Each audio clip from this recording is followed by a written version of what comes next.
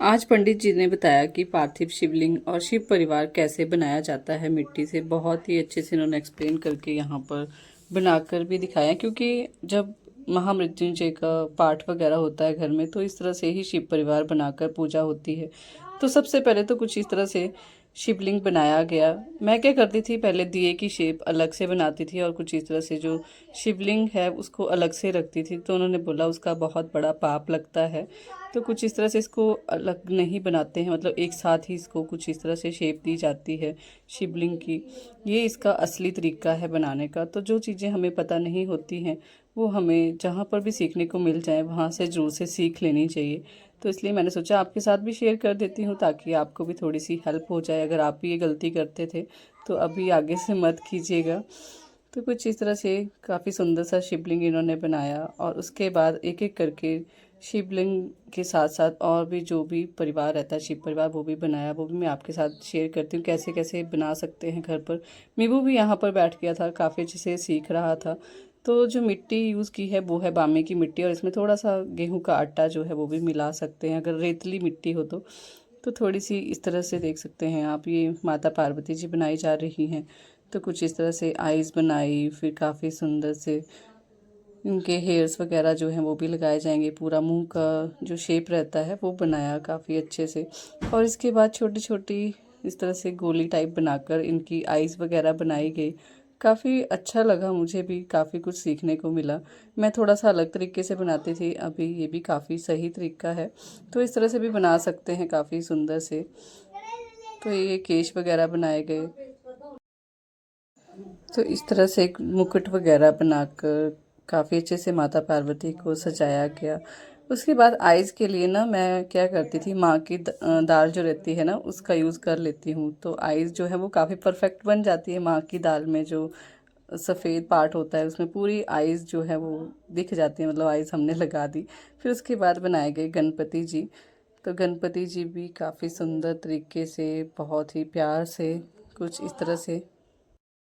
अभी आप सोच रहे होंगे मैं बोल रही हूँ कि बनाना, तो हम तो भगवान जी को नहीं बना सकते हैं, भगवान जी ही हमें बना सकते हैं। पर अभी मूर्तियाँ वगैरह जो है इस तरह से तैयार की जा रही हैं, बाद में इनकी प्राण प्रतिष्ठा वगैरह होगी, फिर इनमें हमारे भगवान जी प्रवेश करेंगे।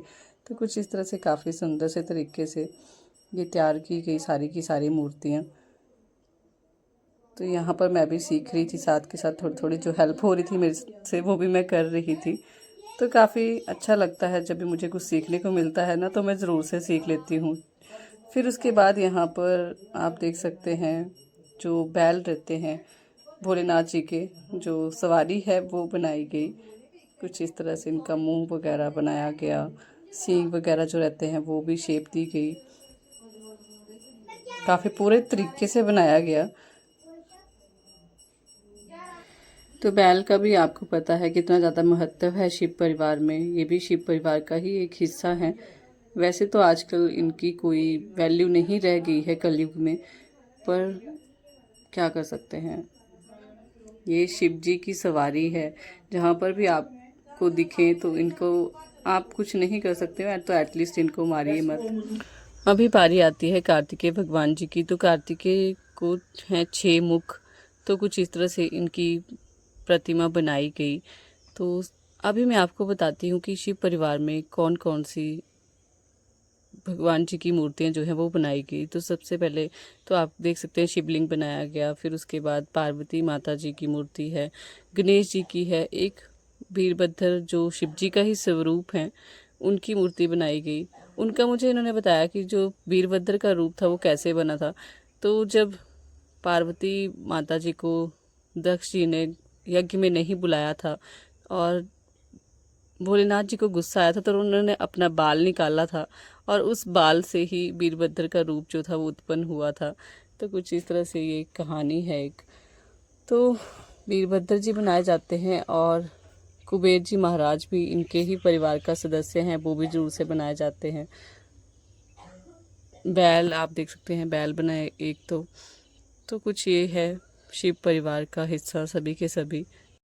बाकी इन्होंने शिव जी के साथ साथ यहाँ पर कुछ सांप वगैरह भी बनाए थे, और साथ के साथ ही कुछ इन्होंने ये जैसे इस तरह से सीधी सीधी बनाकर कुछ खड़े भी किए थे शिवलिंग के साथ साथ। इनका मुझे पता नहीं है, अभी उन्होंने मुझे बताया तो था कि ये क्या चीज़ होती है शिव परिवार में, पर अभी मुझे ध्यान नहीं है। आपको अगर आइडिया है तो आप मुझे ज़रूर से बता सकते हैं। तो ये रहा पूरा शिव परिवार और अभी हो रही है इसकी पूजा। यहाँ पर मीबू और याबी भी बैठ के थे मम्मी डैड जी के साथ पूजा करने में। अच्छी बात है, बच्चों को थोड़ा थोड़ा इन चीज़ों में इन्वॉल्व करते रहना चाहिए। और अभी मैं बना रही थी पंडित जी के लिए फलाहार। तो फलाहार में बनाने वाली हूँ मैं, एक तो मैं बनाऊँगी खिचड़ी और दूसरा मैं बनाऊँगी पकौड़े वगैरह। तो खिचड़ी के लिए मैंने यहाँ पर गाय का जो घी है वो यूज़ किया, साथ के साथ टमाटर, हरी मिर्ची, नॉर्मल नमक, सेंधा नमक मैंने इसमें यूज़ किया, हल्दी वगैरह डालकर, जीरा वगैरह डालकर अच्छे से तड़का लगाया। और कुछ सब्जियां मैंने यहाँ पर कट कर ली थी, जैसे आलू हो गया और गोभी होगी, इसमें लौकी वगैरह भी ऐड कर सकते हैं। ये सब कुछ मैंने पंडित जी से पूछा था, उन्होंने मुझे बताया था कि ये चीज़ें जो हैं वो फलाहार में खा सकते हैं। पता नहीं अलग अलग व्रत का कुछ अलग हिसाब किताब रहता है, तो इसमें खा सकते हैं जो शिव जी के व्रत होते हैं। फिर मैंने जो काई काई बोलते हैं वैसे, तो वैसे नवरात्रि के चावल आते, स्वांग करके बोलते हैं उनको, वो इसमें ऐड कर दिया और खिचड़ी बनाने के लिए रख दी। एक दो सीटी लगने के बाद वो आराम से पक जाती है। और अभी बना रही हूँ मैं कुट्टू के आटे के पकौड़े। तो कुछ इस तरह से इसमें भी मैंने आलू गोभी वगैरह ऐड की, कुट्टू का आटा ऐड किया, नमक और हल्दी वगैरह मिर्ची वगैरह ऐड कर दी। कुछ इस तरह से अच्छे से मिक्सअप करेंगे सारे बैटर को। इसका जो बाइंडिंग रहती है वो थोड़ी सी थिक रखनी पड़ती है हमें, मतलब ज़्यादा लूज़ इसका बैटर नहीं होना चाहिए, नहीं तो ये पकते नहीं है। मतलब ये थोड़ा सा आटा जो है वो इसकी जैसे बाइंडिंग है वो नहीं हो पाती, जैसे बेसन जो है वो आराम से पक जाता है।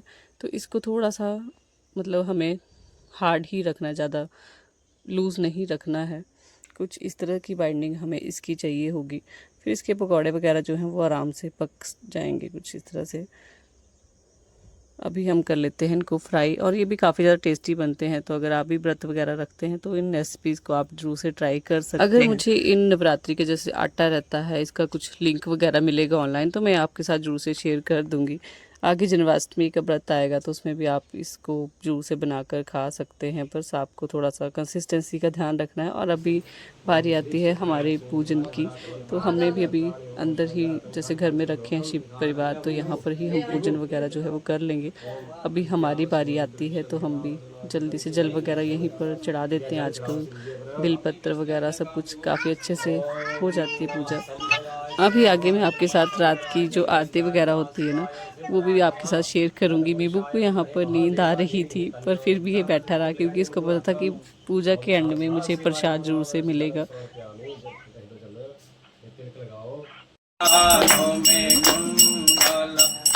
में